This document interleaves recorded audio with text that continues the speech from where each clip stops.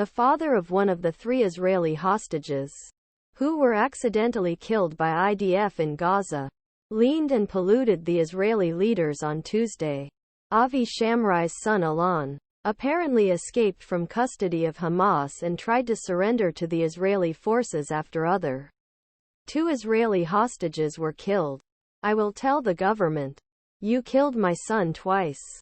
Shamriz's message comes from the pressure of Israeli Prime Minister Benjamin Netanyahu to face pressure to enter another pledge negotiations with Hamas. Israel believes that Hamas is still more than 100 hostages in custody, but it is unclear.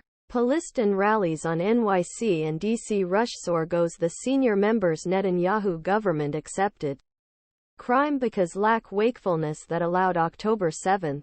The governor argues that war in Gaza should continue and cannot behave well in terms the promises of Hamas to repeat persecution. Hamas anti-Israeli protesters broke Black Friday shopping to call Palestinian uprising Intifada Revolution. They just think of themselves. The U.S. Defense Minister Lloyd visited Israel on Monday to encourage Israel to reclaim the war after the end of December. California organizers defend the pro-Palestinian teach-in against anti-Israeli propaganda. Criticism of anti-Israeli propaganda. President Biden's management forced Israel to reopen the hostage negotiations with Hamas in Qatar.CIA Director William Burns and Mossad Chief David Barnea met in Qatar at the beginning of this week, but very little progress was recorded.